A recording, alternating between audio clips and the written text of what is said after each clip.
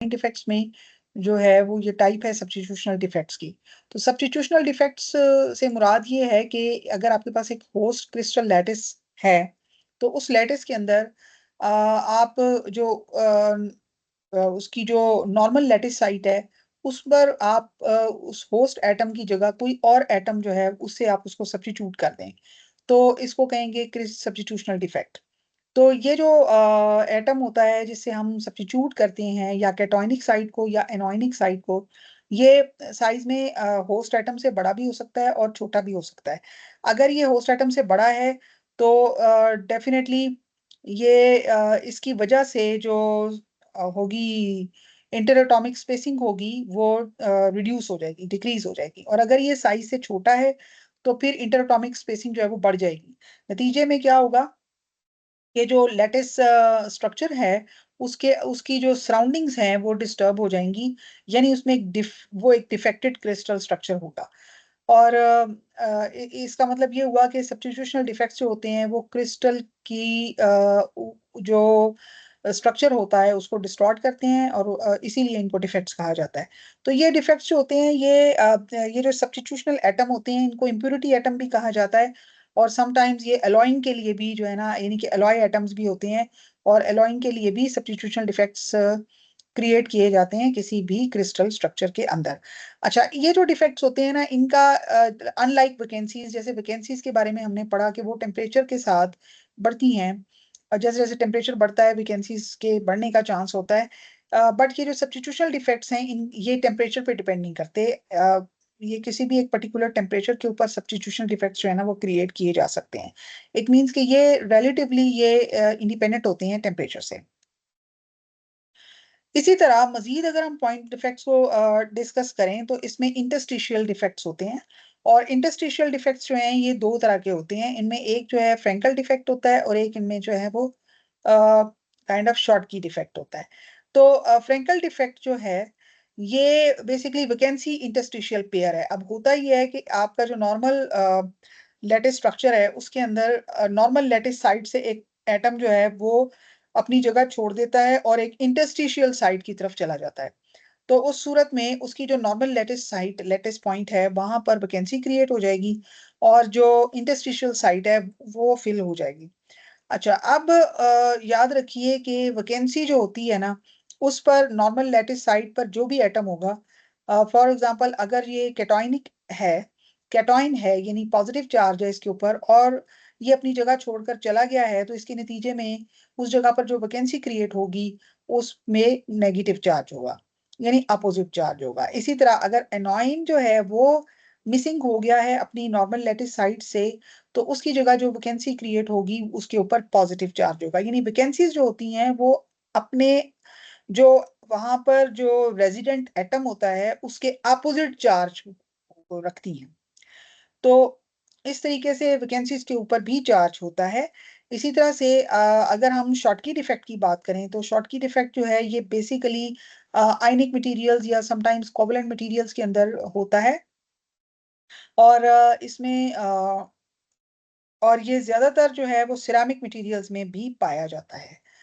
तो अब इसके अंदर क्या होता है कि वैकेंसीज जो होती है ना ये हमेशा पेयर्स में अकर करती हैं, यानी कि जितने तादाद कैटॉइंस की मिसिंग होगी स्टैचोमेट्री के मुताबिक। स्टैचोमेट्री का मतलब ये है कि जैसे हम कंपाउंड की बात कर रहे हैं तो कोई भी एक कंपाउंड है, फॉर एग्जांपल जैसे यहाँ पर मैग्नीशियम ऑक्साइड की बात की गई है, तो मैग्नीशियम ऑक्साइड जो है उसके अंदर एक मैग्नीशियम का एटम जो है ना वो बॉन्डेड है एक ऑक्सीजन एटम से, तो ये उसकी स्टैचोमेट्री हो गई।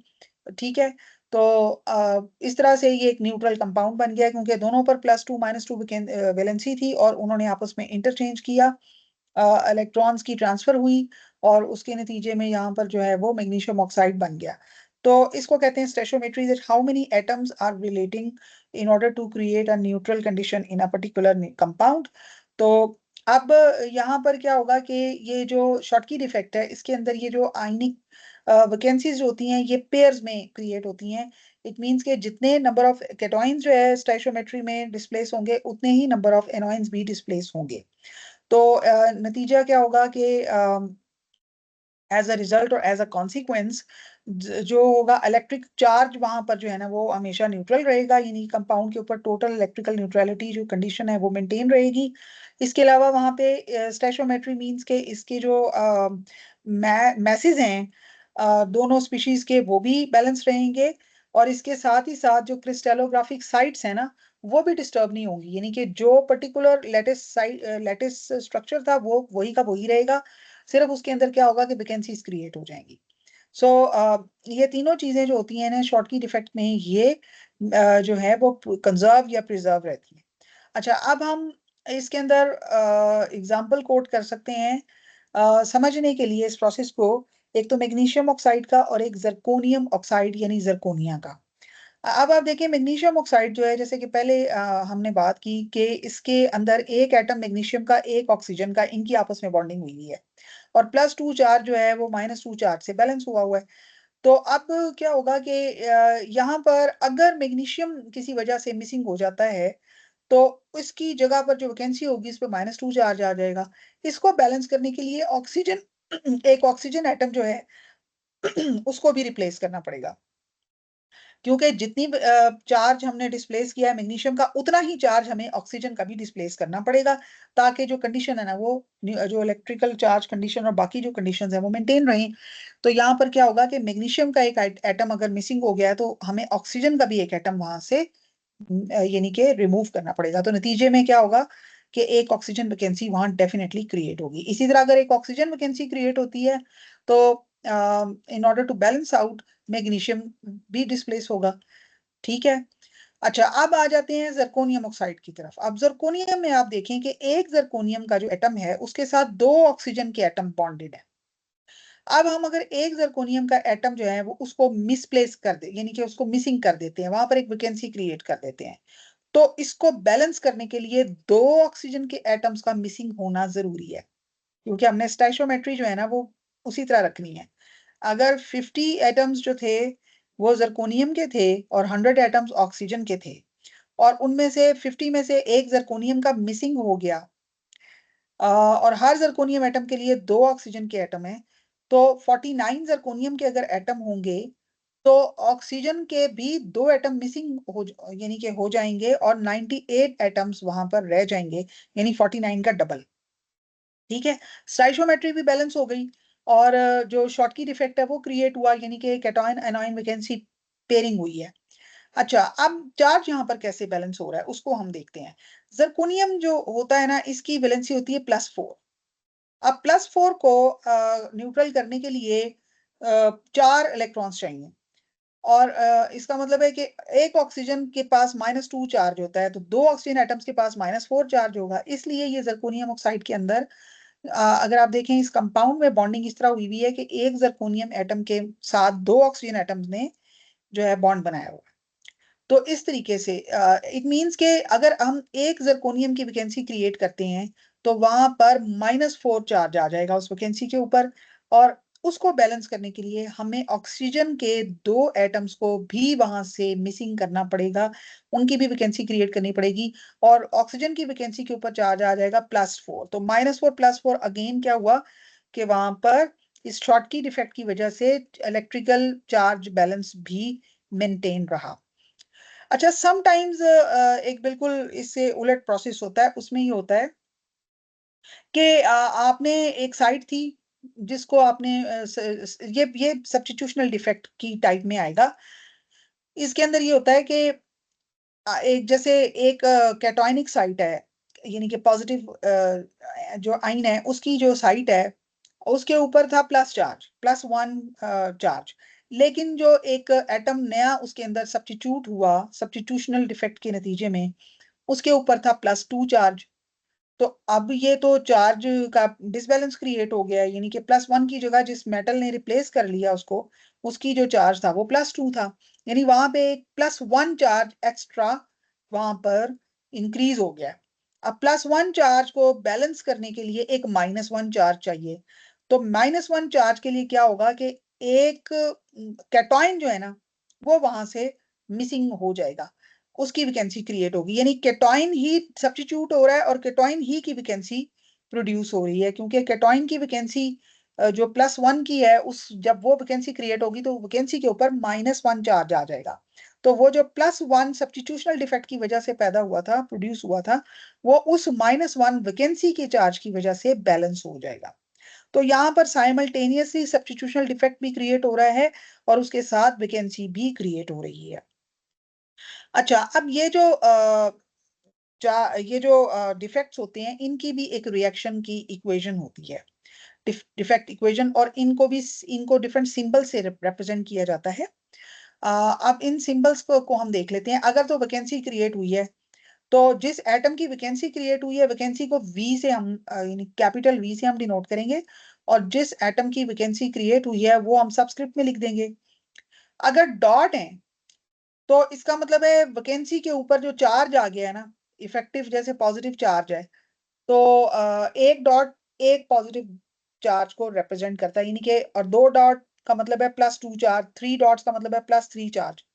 अब ऑक्सीजन अगर वहां से रिमूव हुई है, तो -2 चार्ज जो है वहां से मिसिंग हो गया और उस वैकेंसी के ऊपर +2 चार्ज आ गया। तो इसका मतलब है कि यहाँ पर 2 डॉट हम रिप्रेजेंट करेंगे, यानी +2 चार्ज उसको शो करेंगे। वैकेंसी के ऊपर ये चार्ज है, क्योंकि यहाँ पर ऑक्सीजन एटम को होना चाहिए था, ऑक्सीजन एटम का चार्ज -2 था, तो ये वैकेंसी हमेशा +2 चार्ज एक्वायर करेगी, क्योंकि ये -2 यानी ऑक्सीजन एटम को हमेशा अट्रैक्ट करती रहेगी अपनी जगह पर वापस आने के लिए। अच्छा, अब अगर ये निकल की साइड पर वैकेंसी क्रिएट हुई हो, तो निकल की जब वैकेंसी क्रिएट होगी तो डबल एक्सेंट, यानी कि एक एक्सेंट जो है वो एक इफेक्टिव चार्ज ऑफ -1 को शो करता है। तो जब निकल एटम मिसिंग हो जाएगा, फॉर एग्जांपल निकल ऑक्साइड की बात कर रहे हैं, तो वैकेंसी वी और सबस्क्रिप्ट में निकल आ गया और ऊपर डबल एक्सेंट शो कर दिया हमने। डबल एक्सेंट का मतलब है कि वैकेंसी पर निकल एटम के अपोजिट चार्ज आ गया, निकल पे +2 चार्ज था, वैकेंसी पे -2 चार्ज हो गया, तो एक्सेंट माइनस चार्ज को शो करता है और डॉट जो होता है वो प्लस चार्ज को शो करता है।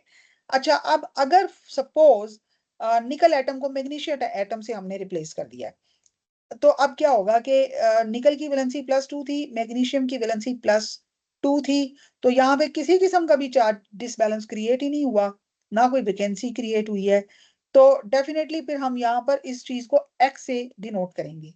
ये जो नोटेशन होती है, ये जो हमारी नोटेशन होती है, इस नोटेशन को हम क्रॉगर विंक नोटेशन नॉर्मली कहते हैं। और ये जो मैंने सारी आपके साथ डिस्कस की, ये नोटेशन वही नोटेशन है। यहाँ पर ये जो फिगर दिखाई जा रही है, इस फिगर में जो हमने पहले बात की कि अगर एक सब्स्टिट्यूशनल डिफेक्ट ऐसा क्रिएट हुआ है कि कैटोइन लैटिस साइट जो थी, उसके ऊपर चार्ज था +1, लेकिन जो सब्स्टिट्यूशनल एटम था उसके ऊपर चार्ज था +2। अब उसने उसको रिप्लेस किया, तो ये लेफ्ट साइड पे आप देख सकते हैं कि +2 चार्ज वाला जो कैटोइन है वो +1 चार्ज वाले कैटोइन को रिप्लेस कर रहा है, सब्स्टिट्यूट कर रहा है। तो क्या होगा कि ये यहाँ पर प्लस प्लस के साथ तो बैलेंस हो गया, लेकिन एक प्लस एक्स्ट्रा +1 चार्ज यहाँ पर डेवलप हो गया है। अब इस एक्स्ट्रा +1 चार्ज को बैलेंस करने के लिए एक -1 चार्ज हमें चाहिए, और वो -1 चार्ज कैसे क्रिएट होगा? एक कैटोइन को ही हम यहाँ से उसकी वैकेंसी क्रिएट कर देंगे। जब उसकी वैकेंसी क्रिएट करेंगे तो उस जगह पर -1 चार्ज आ जाएगा। तो वो जो -1 चार्ज एक क्रिएट होगा वैकेंसी की वजह से, वो इस +1, ये जो एक्स्ट्रा +1 है, इससे इसको वो न्यूट्रल कर देगा। तो इस तरीके से यहाँ पर आप देखें कि सब्स्टिट्यूशनल डिफेक्ट क्रिएट किया गया है, लेकिन कॉन्सिक्वेंटली एक वैकेंसी खुद ब खुद सिस्टम ने क्रिएट की है in order to maintain the charge balance. अब हम ये जो क्रॉगर विंक नोटेशन है और ये जो सारा कॉन्सेप्ट है, उसको हम डिस्कस करते हैं वाया डिफरेंट एग्जांपल्स। हम जो हैं वो आस्कलैंड की बुक को डिस्कस कर रहे हैं, उसके चैप्टर 4 का ये एग्जांपल 4.4 है, जो हमें प्रैक्टिस दे रहा है कि how to apply the Kroger Vink notation and to understand the defect reactions in different compounds.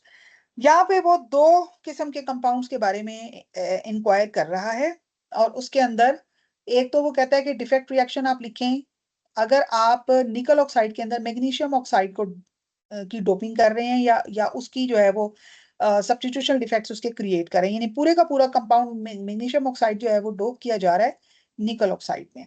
तो डेफिनेटली मैग्नीशियम जो है वो निकल को रिप्लेस करेगा और ऑक्सीजन ऑक्सीजन साइड को रिप्लेस कर सकती है। अच्छा, इसकी आप डिफेक्ट इक्वेशन लिखें।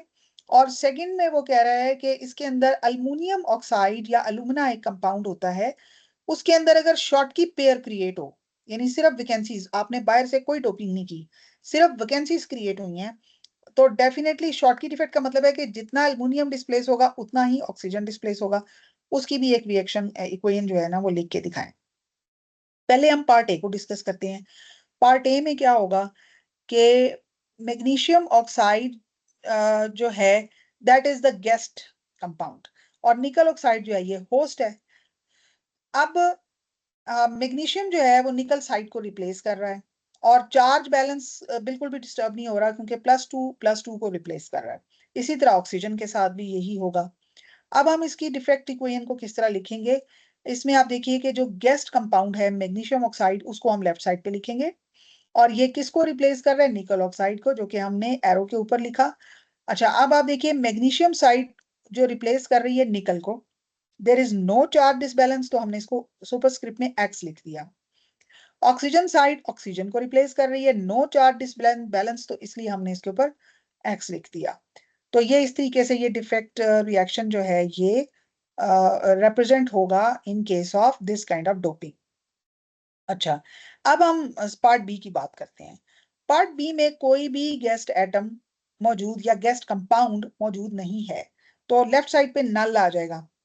अच्छा, इंटरेस्टिंग बात ये है कि यहाँ पर जो स्टाइशियोमेट्री बैलेंस है वो ये है कि अल्युमिनियम के पास +3 वैलेंसी होती है, और अगर दो एल्युमिनियम एटम मिलाएं तो जो है टोटल पॉजिटिव चार्ज हो जाएगा +6, और 3 ऑक्सीजन के एटम अगर बॉन्डिंग करें उसके दो एल्युमिनियम के एटम्स के साथ, तो तब ये न्यूट्रलिटी कंडीशन सेटिस्फाई होगी, क्योंकि 3 ऑक्सीजन एटम्स का मतलब है 6 नेगेटिव चार्जेस, और दो एल्युमिनियम का एटम का मतलब है 6 पॉजिटिव चार्जेस। तो अब यहाँ पे चार्ज बैलेंस मेंटेन हो रहा है।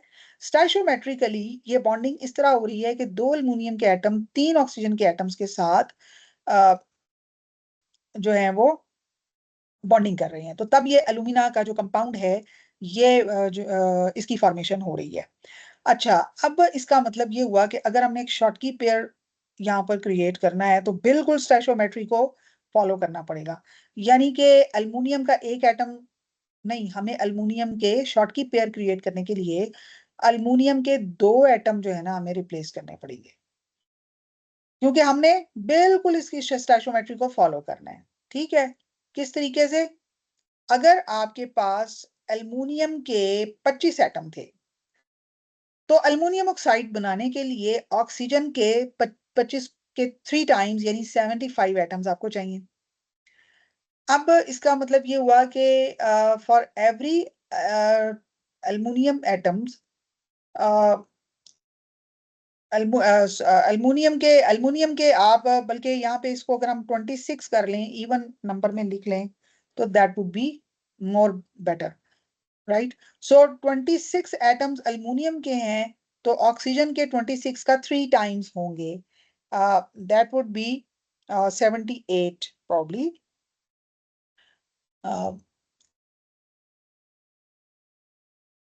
That would be 26 3, if we have thrice of 26, so that would be uh,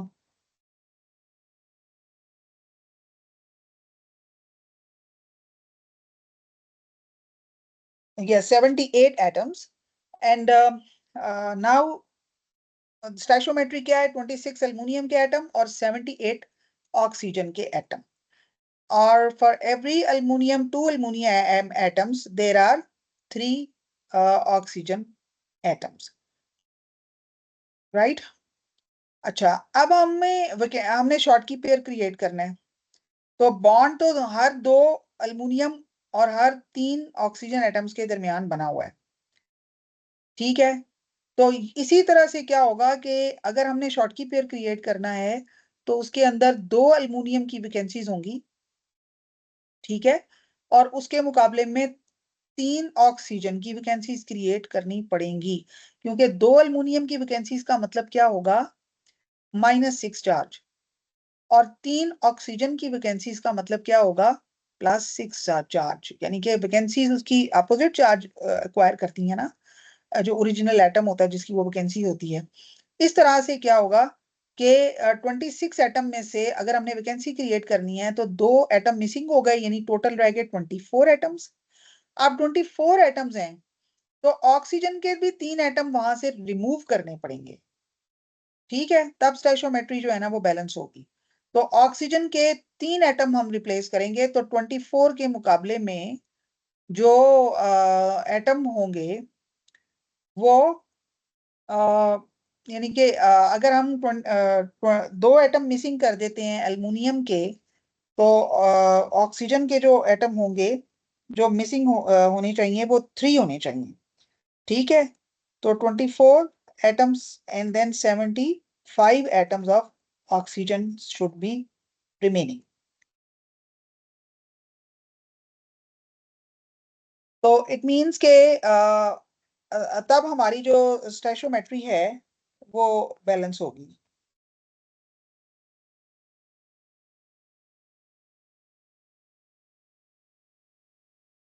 so basically इसको अगर हम यहाँ पे देखें ना तो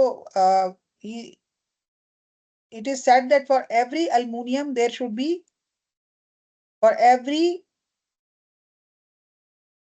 a Schottky defect in alumina will involve 2 aluminum atom ions and 3 oxygen ions. When there is a vacancy at an aluminum site, a +3 charge is missing and the site has an effective charge of -3. Thus, vacancy of aluminum will be this one, यानी उसके ऊपर -3 का effective charge आ गया, describes one vacancy of aluminum. So VO represents an oxygen ion vacancy. For site balance in alumina, we need to ensure that for every 2 aluminum ion sites used, we use 3 oxygen ion sites. Since we have vacancies, the mass on the right hand side is 0, and so we write the left hand side as null. Therefore, the defect reaction will be, अब यहाँ पे आप देख लें, that it is null and aluminum oxide, और aluminium oxide के लिए अगर आपने स्टोइचोमेट्रिक के लिए इसको बैलेंस करना है तो शॉर्टकी डिफेक्ट क्रिएट करने के लिए 2 vacancies of aluminium will be produced और हर 2 के लिए 3 vacancies of oxygen atom will be produced, यानी कि 2 एल्युमिनियम के एटम मिसिंग होंगे तो 3 जो है वो ऑक्सीजन के एटम वहां से मिसिंग हो जाएंगे। So it is something like that, right. तो स्टोइचोमेट्री जो है ना उसको हमने लाजमी देखना होता है। तो इस तरीके से जो हम क्रॉनिंग विंक नोटेशन है, क्रॉगर विंक नोटेशन है, उसको हम यहाँ पर यूटिलाइज करते हुए इन डिफेक्ट रिएक्शंस को स्टडी कर रहे हैं। इसी तरह से यहाँ पर एक और एग्जांपल है और इस एग्जांपल में हम चार डिसबैलेंस को स्टडी करेंगे। जर्कोनियम ऑक्साइड पहले डिस्कस हुआ है और इसके अंदर डोप किया जा रहा है कैल्शियम ऑक्साइड। अब जर्कोनियम का जो साइट है उसके ऊपर +4 चार्ज होता है और कैल्शियम जो होगा उसके ऊपर +2 चार्ज है। अब इसका मतलब है चार्ज तो दोनों के इक्वल नहीं है।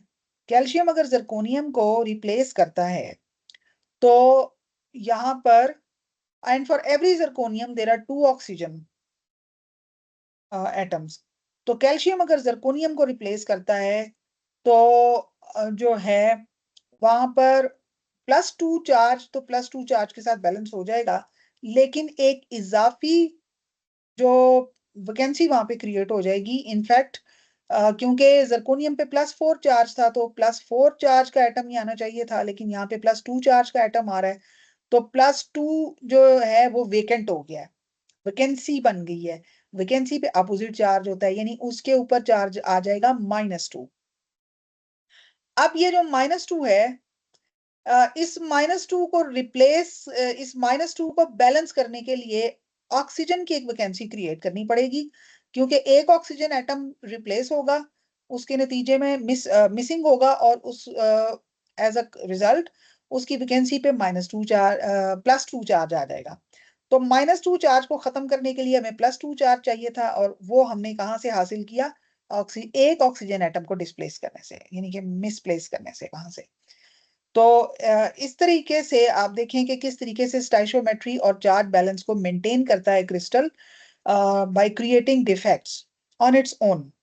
अब यहाँ पे आप देखें कि अगर इसकी हम डिफेक्ट रिएक्शन की जो इक्वेशन है उसको अगर हम स्टडी करें तो जो गेस्ट स्पीशी है वो कैल्शियम ऑक्साइड है और जो होस्ट है वो जिरकोनियम ऑक्साइड है।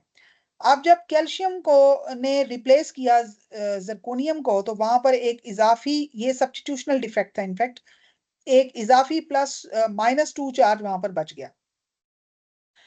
और जबकि ऑक्सीजन ने जब ऑक्सीजन को रिप्लेस किया तो उसमें चूंकि ऑक्सीजन पे -2 होता है और दोनों कंपाउंड्स के अंदर ऑक्सीजन ऑक्सीजन को जब रिप्लेस करेगा तो उसमें कोई भी चार्ज डिसबैलेंस नहीं है, इसलिए उसको हम एक्स, उसकी सुपरस्क्रिप्ट में हमने एक्स लिख दिया।